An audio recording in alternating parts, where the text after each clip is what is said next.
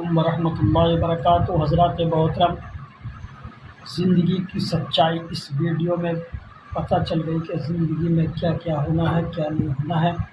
پہلے اس ویڈیو کو سنیں، اس تقریر کو سنیں، بیان کو سنیں۔ سننے کے بعد دوستوں کو شیئر کرتے رہیں، لائک کرتے رہیں، اور میرے چینل پر نئے ہیں تو ضرور سبسکرائب کریں۔ اسے سنیں۔ انسان اگر تو چاہتا ہے کہ تیری زندگی اطمینان بخش گزرے، اگر تو چاہتا ہے کہ تیری زندگی اچھی طرح سے گزرے، اگر تو چاہتا ہے کہ تیری زندگی پرسکون گزرے، اگر تو چاہتا ہے کہ تیری زندگی میں خزاں نہ آئے، اگر تو چاہتا ہے کہ تیری زندگی میں بہار ہی بہار آئے، تو تجھے اپنی سوچ بدلنی پڑے گی، اپنی فکر بدلنی پڑے گی، اپنا نظریہ بدلنا پڑے گا۔ اگر تو مغرب کی سوچ لے کر کے چلے گا، تو اگر مغرب کے افکار و نظریات کو لے کر کے چلے گا، اگر تو انگریزوں کے طریقے کو سوچے گا اور تو غیروں کے طریقے کو سوچے گا، تو تیری سوچ یہ بنے گی کہ اچھی زندگی مجھے اس وقت ملے گی جب میرے پاس بنگلہ ہو، اچھی زندگی مجھے اس وقت ملے گی جب میرے پاس گاڑی ہو، اچھی زندگی مجھے اس وقت ملے گی جب میں بڑے عہدے پر پہنچ جاؤں۔ تو قرآن نے بتایا یہ چیزیں اچھی زندگی دینے والی نہیں ہیں، اچھی زندگی دینے والی ذات خدا کی ہے، وہ جسے چاہے اچھی زندگی عطا فرمائے۔ اب قرآن سے پوچھتے ہیں کہ اے قرآن تو ہی بتا، ہم اچھی زندگی کے متمنی ہیں، اچھی زندگی ہمیں کیسے نصیب ہو؟ تو قرآن نے ایمان پر اکتفا نہیں فرمایا، بلکہ قرآن کہتا ہے من عمل صالحا من ذکر او انثى وهو مؤمن فلنحيينه حیاتا طیبہ۔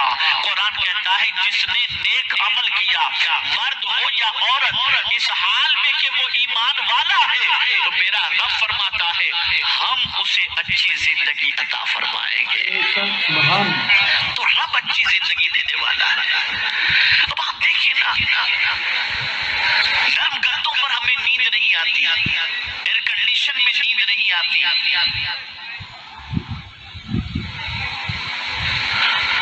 آسائش کے سامان ہو کر کے نیند نہیں آتی۔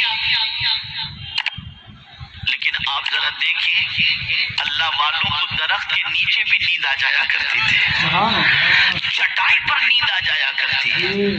حضور صلی اللہ تعالی علیہ وسلم تشریف فرما تھے چٹائی پر، فاروق اعظم رضی اللہ المولا تبارک و تعالی عنہ پہنچے تو آقائے کریم صلی اللہ علیہ وسلم کے جسم اقدس پر چٹائی کے نشانات جب فاروق اعظم نے دیکھے تو رو پڑے فاروق اعظم، اور سرکار سے عرض کرتے ہیں یا رسول اللہ صلی اللہ تعالی علیہ وسلم قیصر و کسرا تو والی شان محل میں اور نرم گدوں پہ آرام کریں، اور وہ رسول جس کا سفر عرش پر اور جس کے پیروں کے نیچے اللہ عز و جل کا عرش ہو، اس رسول کا عالم یہ کہ وہ رسول چٹائی پر آرام کرے۔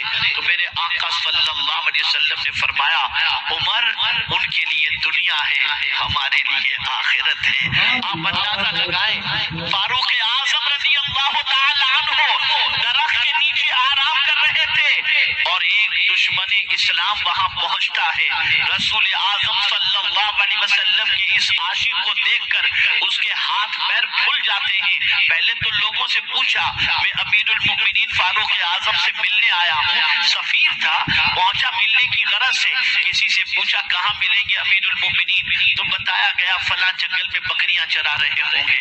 وہاں پہنچا تو کسی نے بتایا دیکھیں وہ درخت کے نیچے جو آرام کر رہے ہیں وہی امیر المؤمنین ہے۔ جب وہاں پہنچا تو دیکھا فاروق اعظم آرام کر رہے ہیں، ملاقات پہلی تھی، کوئی پہرے دار نہیں تھا، کوئی سیکیورٹی گارڈ نہیں تھا، کوئی عالی شان محل نہیں تھا، درخت کے نیچے چادر بچھائی اور سو رہے ہیں آرام سے۔ اللہ اکبر، فاروق اعظم کی آنکھ کھلی اور نگاہوں کے سامنے اجنبی کو دیکھا، پوچھا کون ہو تم؟ اس نے اپنا تعارف کرایا، کیسے آنا ہوا؟ کہا آپ سے ملاقات کے لیے آیا ہوں، میں فلاں عیسائی ملک کا سفیر ہوں۔ اللہ اکبر، فاروق اعظم نے فرمایا ٹھیک ہے آئیے، اور پھر اس کے بعد اس نے سوال کیا امیر المؤمنین مجھے یہ تو بتاؤ، میں بڑے بڑے بادشاہوں کے قریب رہا ہوں لیکن ان کی پوزیشن ایسی ہے کہ نرم گدوں پر نیند نہیں آتی، باڈی گارڈ کے درمیان نیند نہیں آتی، سیکیورٹی گارڈ کے درمیان نیند نہیں آتی، محافظ دستے کے درمیان نیند نہیں آتی، لیکن آپ کے نام سے ایوان باطل میں زلزلہ پیدا ہو جاتا ہے، دنیا آپ کے نام سے کانپتی ہے، اور آپ درخت کے نیچے چادر بچھا کر کے آرام سے سو رہے ہیں اور آپ کو نیند بھی آ گئی۔ یہ تو بتائیے کہ آپ کو نیند کیسے آ گئی؟ تو فاروق اعظم نے جواب دیا، سنو، جو لوگوں پر حکومت کرتے ہیں انہیں درگدوں پر نیند نہیں آتی، اور جو لوگوں کی خدمت کرتے ہیں انہیں چٹائی پر بھی نیند آ جایا کرتی ہے۔ میں حاکم نہیں ہوں، میں خادم بن کر لوگوں کی خدمت کر رہا ہوں۔